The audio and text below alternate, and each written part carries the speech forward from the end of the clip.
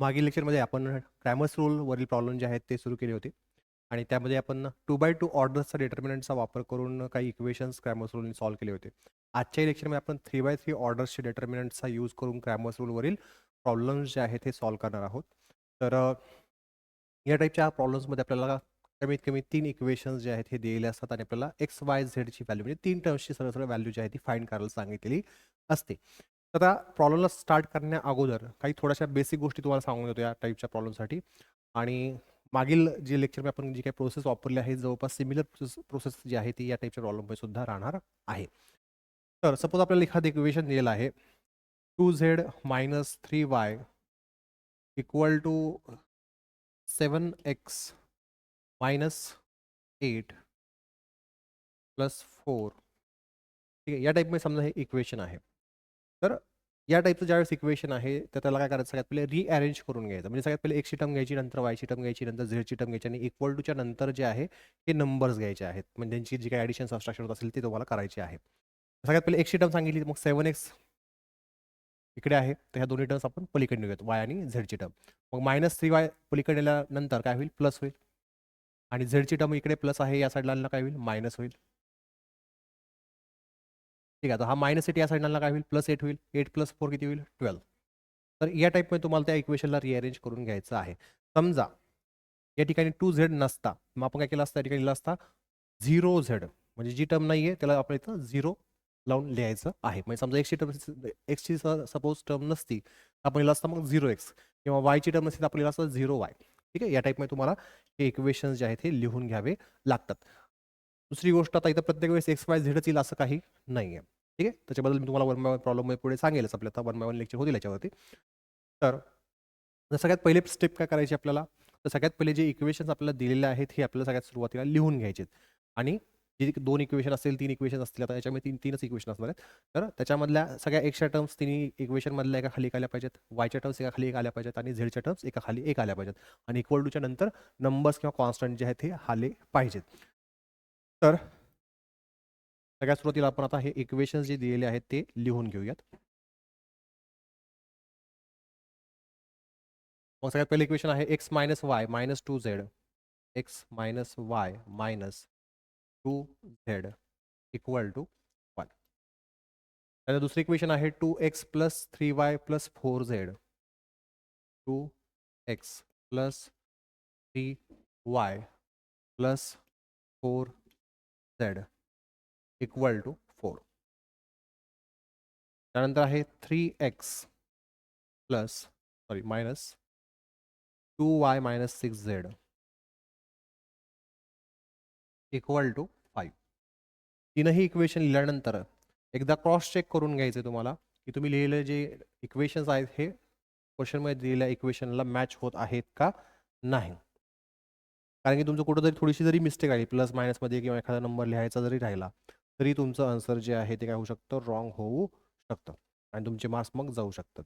Depend करतं तुम्ही किती मिस्टेक केला त्याच्यावरती. तेवढे तुमचे मार्क्स डिपेंड करतात त्याच्यावरती, म्हणजे किती जातील. ठीक आहे, आता आपण हे 3 इक्वेशन लिहिले. आता त्याच्यानंतर आपल्या घरचा डिटर्मिनंट बनवायचा, डिटर्मिनंट डी याच्यावरून बनवायचा. कसा बनवायचा पहा, लक्ष द्या. डिटर्मिनंट डी बनवायचा आपल्याला या ठिकाणी. तर सगळ्यात पहिले एक्सचे कोइफिशियंट म्हणजे एक्सला मल्टिप्लाय असलेले नंबर घ्यायचे. तर काहीच मल्टिप्लाय नाही म्हणजे काय आहे, 1 आहे. तर 1 2 3, तर ते या ठिकाणी लिहा. एक्सचे कोइफिशियंट किंवा ज्याला आपण सहगुणक म्हणतो. त्यानंतर इथे काहीच नाही म्हणजेच 1 आहे आणि त्याचा साईन कसं आहे, मायनस, म्हणजे -1 3 आणि -2. मग इथे आपण लिहूयात -1 3 आणि -2. त्यानंतर इथं आहे -2 4 आणि -6. हे झेडचे कोइफिशियंट किंवा सहगुणक आहेत. हे आता लिहायचे -2 +4 -6. हा झाला डिटर्मिनंट डी. याच्यानंतर काय करायचं आता, तर याच्यानंतर या डिटर्मिनंटला आपल्याला सॉल्व्ह करायचं आहे. त्याच्यानंतर आपण dxचा डिटर्मिनंट बनवणार, नंतर dyचा आणि यावेळेस झेडची टर्म आली म्हणून dzचं पण एक डिटर्मिनंट बनेल. आता हे 1 बाय 1 कसे बनवायचे पुढे मी तुम्हाला सांगेल. सध्या आपल्याला सगळ्यात पहिले डिटर्मिनंट डी बनवायचा आहे. त्याच्यामध्ये तुम्हाला सांगितले सगळ्यात पहिले हा पहिला कॉलम जो आहे तो कसा असणार आहे, तर एक्सला मल्टिप्लाय असलेले नंबर्स म्हणजे एक्सचे कोइफिशियंट ते या ठिकाणी, नंतर वायला मल्टिप्लाय असलेले नंबर म्हणजे वायचे कोइफिशियंट किंवा सहगुणक ते या ठिकाणी लिहायचे आहेत. नंतर झेडचे कोइफिशियंट किंवा सहगुणक जे आहे ते तुम्हाला या ठिकाणी लिहायचे आहेत. या प्रकारे तुमचा डिटर्मिनंट डी जो आहे हा बनणार आहे. नंतर काय करायचं पहा, हा 1 आहे तो इथे आपण लिहिला. मग या 1ची ही रो सोडून द्या आणि हा कॉलम सोडून द्या. शिल्लक राहिलेले हे जे 4 नंबर्स आहेत 3, 4, -2, -6 ते आपल्याला या ठिकाणी 2/2 ऑर्डरच्या डिटर्मिनंटमध्ये लिहायचे आहेत. मग इथे मी ते लिहून टाकतो. डायरेक्ट कॉपीज करून घेतो जेणेकरून आपला थोडासा टाइम वाचेल. कॉलम लेंदी आहे. ठीक आहे. चला यानंतर पुढचा नंबर आहे या ठिकाणी -1. तुम्हाला मी सांगितलं इथे जो नंबर त्याचा काय करायचं साईन चेंज करायचा. -1 आला तर आपण काय लिहिणार +1 लिहिणार. मग इथे लिहिलं आपण +1.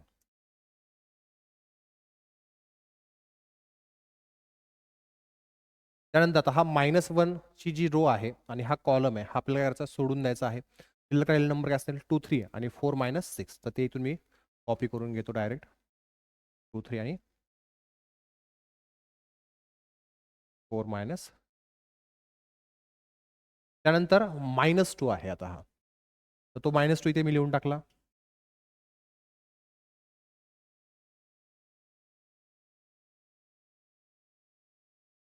आता या -2 ची ही रो सोडून द्या आणि हा कॉलम जो आहे हा सोडून द्या. ते सोडून दिल्यानंतर आता हे 4 नंबर जे आहेत ते शिल्लक राहतील 2, 3, 3 -2. तर इथून मी कॉपी करून इथे घेऊन टाकतो. ठीक आहे. तर या प्रकारे जसं तुम्ही आतापर्यंत डिटरमिनंट सॉल्व्ह केला तसं सॉल्व्ह करायचं आहे. नंतर येईल डी इक्वल टू, मग सगळ्यात पहिले हा 1 जो आहे तो लिहिला मी इन ब्रॅकेट 3 × -6 -4 × -2 नंतर +1 इन ब्रॅकेट 2 × -6 -4 × 3 नंतर -2 इन ब्रॅकेट 2 × -2 -3 × 3.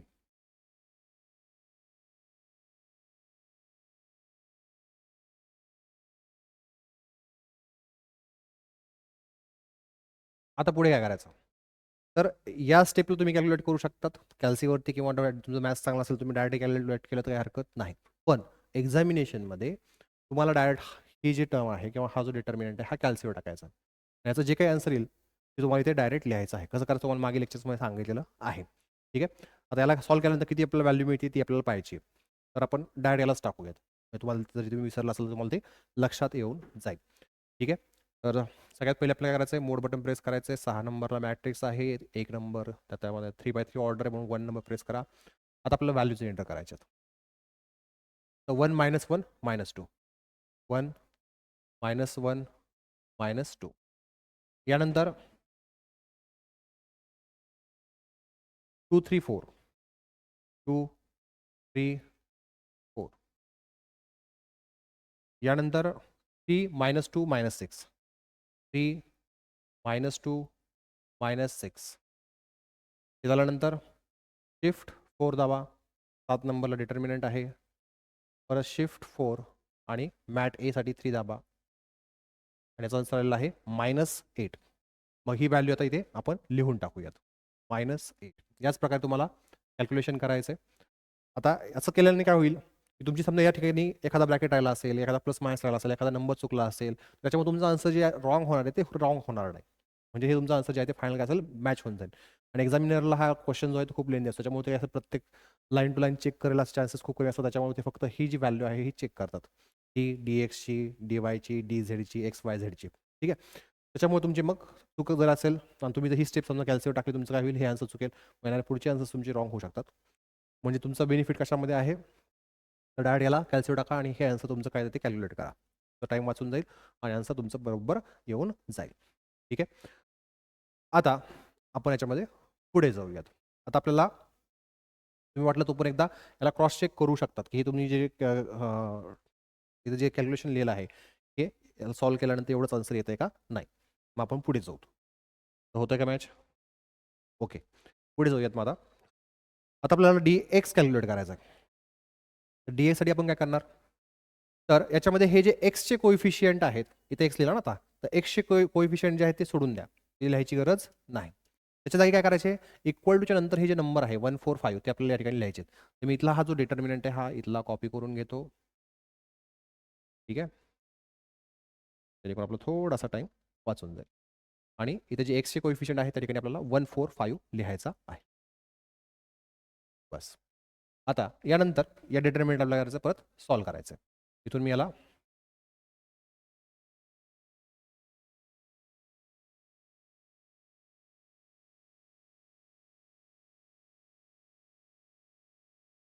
कॉपी करून घेतलेला आहे. यातला आता फर्स्ट नंबर घेतला, इथे आहे 1, तर तो 1 लिहून टाकला. या 1ची रो आणि हा कॉलम जो आहे हा आपण सोडून दिला. 1ची रो आणि हा कॉलम सोडून दिला. इथे हे 4 नंबर जे आहेत ते शिल्लक राहतील. तिथून मी कॉपी करून या ठिकाणी घेऊन टाकले. यानंतर हा -1 आहे, तर आपल्याला या ठिकाणी लिहिताना काय लिहावं लागेल +1. नंतर या -1ची ही रो आणि हा कॉलम सोडून द्या. शिल्लक राहिलेले नंबर असेल 4, 5, 4 - 6. तर ते इथून मी कॉपी करून या ठिकाणी घेतो.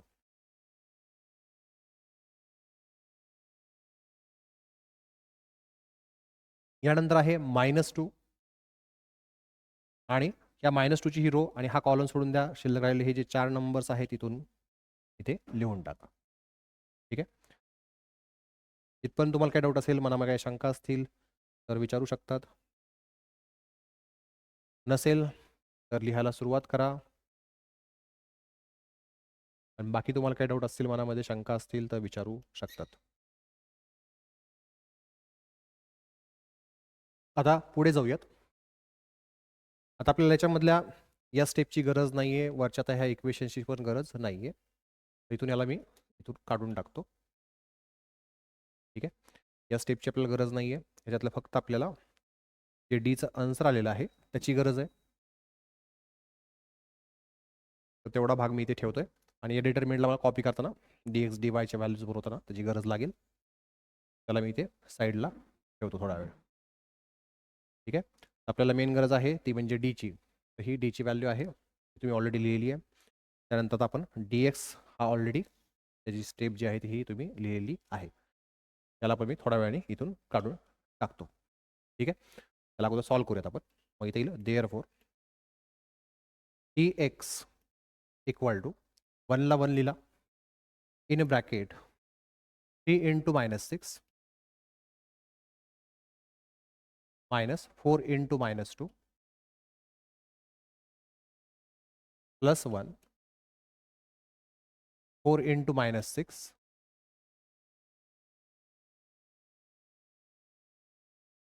-4 × 5. त्यानंतर -2 इन ब्रॅकेट 4 × -2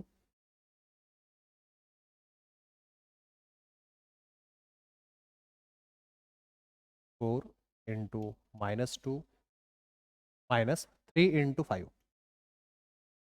× 5. ठीक आहे, परत हा डिटर्मिनंट कॅल्सिओ टाकायचा आणि डायरेक्ट आन्सर जे येते ते तुम्हाला लिहायचे. तर काही विद्यार्थी काय करतील, डायरेक्ट हे टाकतील. तुम्ही बघा आता डेस्कवर तुमच्या साईडला बसले, तुम्ही ठरवा. एक जण त्यातला हा डिटर्मिनंट टाकून याचा आन्सर कॅल्क्युलेट करेल आणि एक जण ही स्टेप टाकून आन्सर कॅल्क्युलेट करेल, जेणेकरून आपल्याला लगेच कळेल की आपण जे काढलेलं आन्सर आहे ते बरोबर आहे का नाही. मग याची व्हॅल्यू जी आहे ती किती आहे, -8. ओके, दोन्ही प्रकारे क्रॉस चेक केले. ठीक आहे, आपल्याकडे आता dx ची व्हॅल्यू लिहिली आहे. आता आपल्याला dy ची व्हॅल्यू जी आहे ती कॅल्क्युलेट करायची, किंवा तुम्हाला हवा असेल तुम्ही आता या ठिकाणी अगोदर x जरी कॅल्क्युलेट करून घेतलं तरी सुद्धा चालतो, कारण की x साठी आपल्याला काय पाहिजे, dx/d हवा आहे. ठीक आहे, तर आपल्याकडे dx ची व्हॅल्यू आहे या ठिकाणी आणि d ची व्हॅल्यू आपण थोड्या पूर्वी कॅल्क्युलेट केली आहे, ती आहे -8. म्हणजे हा dd काय होईल, कॅन्सल, आपल्या x ची व्हॅल्यू मिळून जाईल आणि दोन्ही व्हॅल्यूज आपल्याकडे आहेत. मग आपण हवा असेल तुम्हाला तुम्ही x ची व्हॅल्यू अगोदर जरी कॅल्क्युलेट केली तरी सुद्धा चालते. आता या ठिकाणी आपण dy जो आहे तो अगोदर कॅल्क्युलेट करूयात. आता dy साठी काय येईल, तर हाच डिटर्मिनंट राहील, फक्त त्याच्यामधले हे जे y चे कोइफिशियंट आहेत ते राहणार नाहीत. मग इथून मी याला कॉपी करून घेतो या ठिकाणी. त्यातले y चे कोइफिशियंट आपल्याला चेंज करायचे. y च्या कोइफिशियंटच्या ठिकाणी येईल 1, 4, 5. म्हणजे इथली ही जी रो आहे, सॉरी कॉलम आहे, तो इथे आला आणि झेडच्या वेळेस इथे येईल. ठीक आहे, एवढा चेंज होणार आहे. त्यानंतर आपल्याला परत या डिटर्मिनंटला सॉल्व्ह करायचं आहे.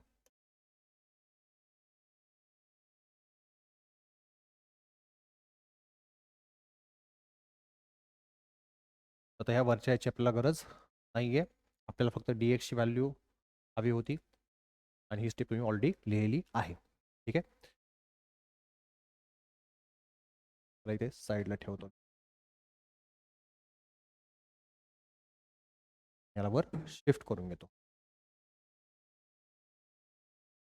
ठीक आहे, लक्ष द्या.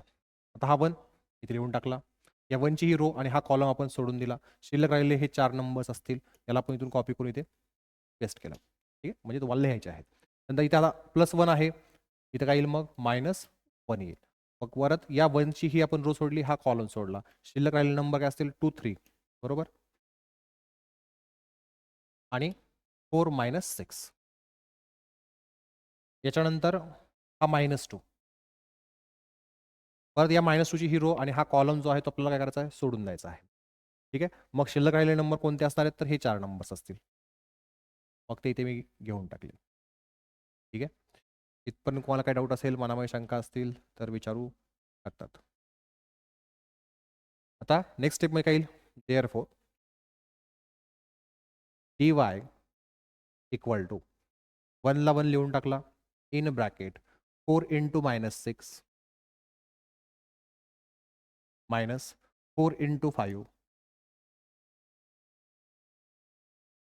-1 इन ब्रॅकेट 2 × -6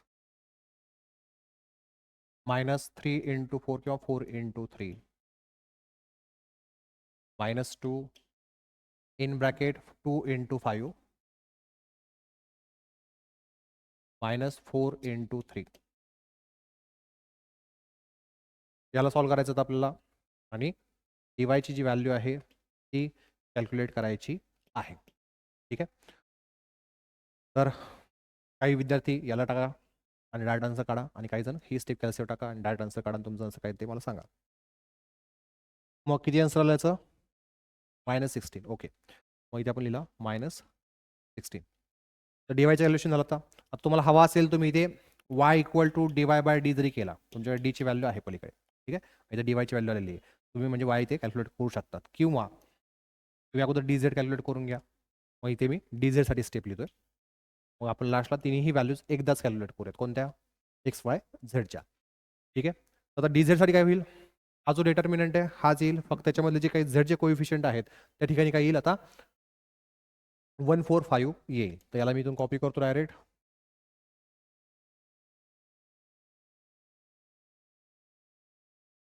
इथे टाकतो. ठीक आहे, याच्यातले आपल्याला आता या ठिकाणी येणार आहे 1 4 5 1 4 5, आणि याच्यामधली जे इथले ब्रॅकेट्स आहेत ते घेऊन 12 ब्रॅकेट्स,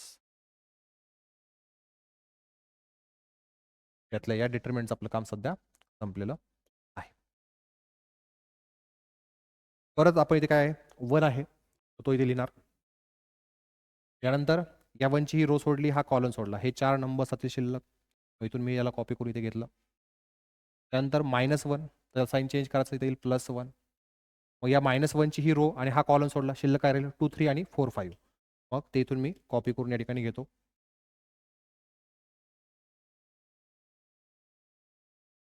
यानंतर इथे आहे आता +1, मग तो इथे मी लिहून टाकला.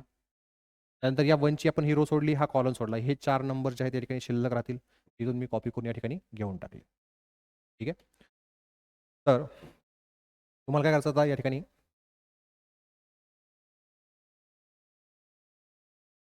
इथून खाली लिहायचं आहे. हे क्वेश्चन तुम्ही ऑलरेडी लिहिला आहे, ह्या dxच्या या लाईनपासून इथपर्यंत खाली लिहायचं आहे. त्याला थोडा वेळ मी इथून काढून टाकतो. लिहून टाका, बाकी काही डाऊट असेल तर विचारून घ्या.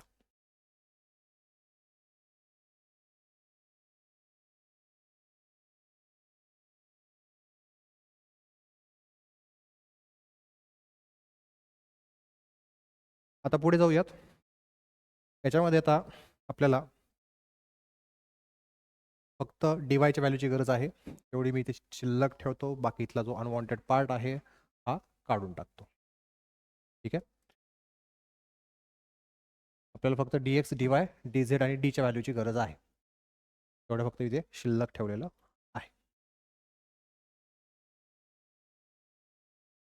या स्टेपची आता तुम्ही ऑलरेडी लिहिली आहे, फक्त एक्सप्लेन करण्यासाठी मला या स्टेपची गरज आहे. आता येईल नेक्स्ट स्टेपमध्ये therefore dz equal to 1 in bracket 3 into 5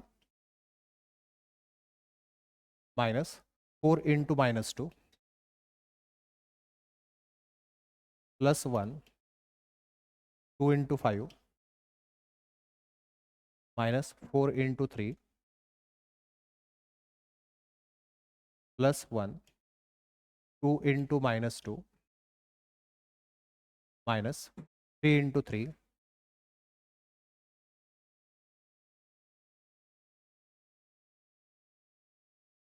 therefore dz equal to, आता काही जण हे स्टेप टाका कॅल्सीवर, डिटर्मिनंट टाका डायरेक्ट आन्सर काढा, आणि काही जण ही स्टेप कॅल्सीवर टाकून डायरेक्ट आन्सर काढा, आणि काय आन्सर येते तुमचं ते मला सांगा. 8 आहे. ओके, तर dz आपण व्हॅल्यू कॅल्क्युलेट केली आहे, ही स्टेप तुम्ही ऑलरेडी लिहिली आहे, त्यामुळे तुम्ही काढून टाकतो, त्याचं काम संपलं आहे.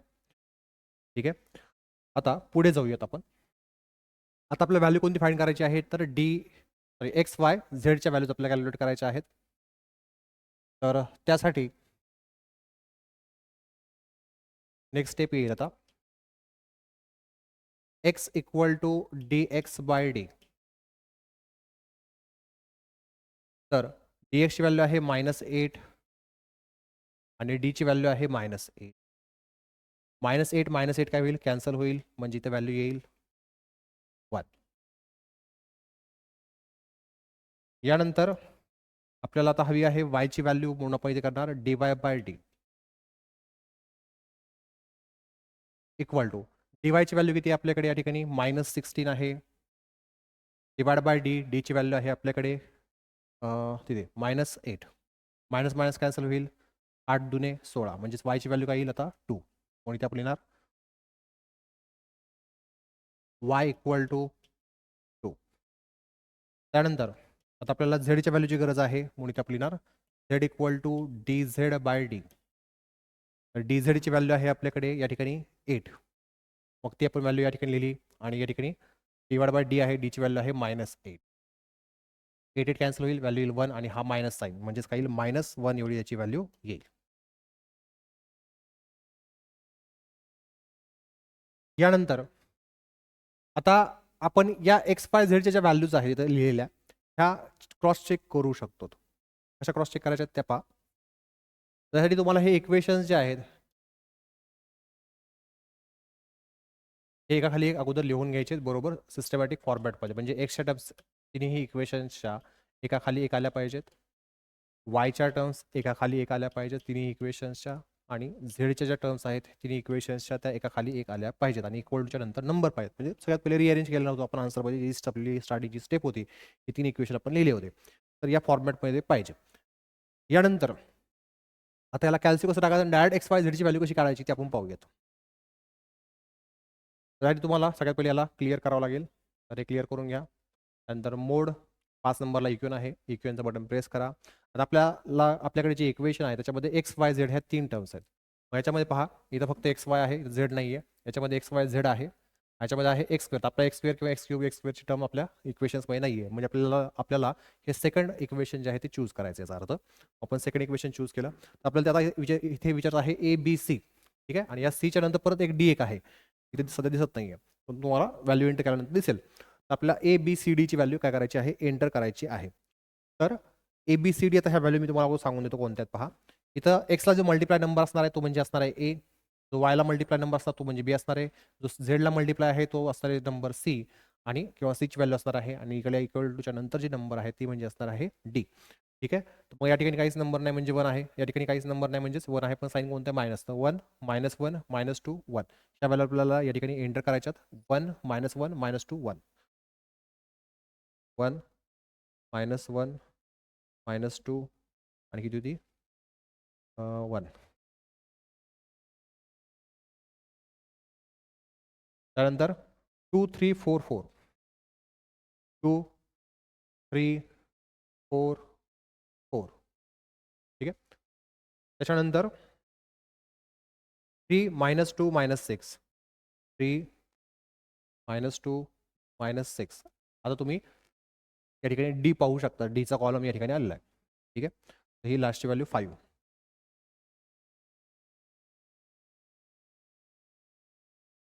इक्वल टू प्रेस केले की तुम्हाला ती एक्सची व्हॅल्यू दाखवेल. इथं आलेली आहे 1, वायची 2 आणि झेडची -1. 1 2 -1, 1 2 -1. म्हणजे आपण जे आन्सर कॅल्क्युलेट केलं आहे, जे काही सॉल्व्ह केलं आहे, याचा अर्थ काय आहे, बरोबर आहे. त्याच्यावरून तुम्ही ते क्रॉस चेक करू शकता. समजा तुमची एक्सची व्हॅल्यू जर रॉंग झाली, मग एक्सची व्हॅल्यू रॉंग झाली तर कशामुळे, एक तर तुमची डीएक्सची व्हॅल्यू चुकली असेल किंवा डीची. जर डीची व्हॅल्यू चुकली तर ह्या तिन्ही व्हॅल्यू चुकतात. पण जर डीची व्हॅल्यू बरोबर असेल, म्हणजे खालच्या व्हॅल्यूज बरोबर आलेल्या आहेत तुमच्या, वरचीच फक्त मॅच होत आहे, मग त्या केसला तुमच्या डीएक्सच्या स्टेपमध्ये मिस्टेक आहे. ठीक आहे, तर तुम्हाला ते डीएक्सची वाली जी काही स्टेप आहे ती तुम्हाला चेक करावं लागेल. समजा तुमचं डीवायचा आन्सर किंवा सॉरी वायचा आन्सर जे आहे ते मॅच होत नाहीये, वायचा आन्सर ह्या 2 टर्म्सवर डिपेंड आहे, पण बाकीचे तुमचे आन्सर जर मॅच होतात तर मग डीवायच्या तुम्हाला स्टेपला चेक करावं लागेल. आणि समजा कोणतंच मॅच होत नाहीये तर मग त्या केसला तुम्हाला डिटर्मिनेंटमध्ये तुमच्या पहिला मिस्टेक असू शकते, मग त्या केसला तुम्हाला पूर्ण चेक करावं लागू शकतं. हे लक्षात ठेवा. ठीक आहे, आता काय करायचं तुम्हाला, वरून खाली लिहायला सुरुवात करा. क्वेश्चन लिहायची फक्त गरज नाही, तुम्ही क्वेश्चन ऑलरेडी लिहिलेला आहे. आणि पण तुम्हाला काही डाऊट असेल, मनामध्ये शंका असतील तर विचारून घ्या.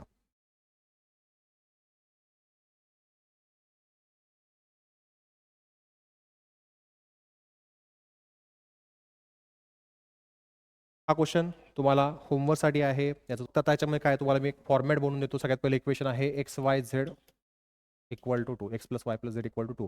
दुसरा आहे y plus z equal to 1. आणि तिसरा आहे एक्स प्लस वाय नाही आहे म्हणून इथे आपण लिहिणार 0y plus z equal to 3. इथे एक्सची टर्म नाही आहे म्हणून आपण लिहिणार 0x, म्हणजे 1 0 1 असा तुमचा पहिला कॉलम येईल. नंतर 1 1 0 दुसरा कॉलम आणि 1 1 1 हा झाला डी. याच्या पुढे तुम्ही त्याला आता सॉल्व्ह करू शकतात. नंतर डी एक्सच्या वेळेस तुम्हाला हा कॉलम काढून टाकायचा, त्या ठिकाणी लिहायचा आहे 2 1 3. नंतर डी वायच्या वेळेस तुम्हाला हा कॉलम काढून टाकायचा आहे, त्या ठिकाणी लिहायचा आहे 2 1 3. आणि डी झेडच्या वेळेस हा कॉलम काढून टाकायचा, त्या ठिकाणी लिहायचा आहे 2 1 3. त्याच्यानुसार तुम्हाला D X D Y D D झेडच्या व्हॅल्यूज ज्या आहेत त्या मिळून जातील. त्यानंतर तुम्ही एक्स वाय झेड मग असारखाच कॅल्क्युलेट करू शकतात. ठीक आहे,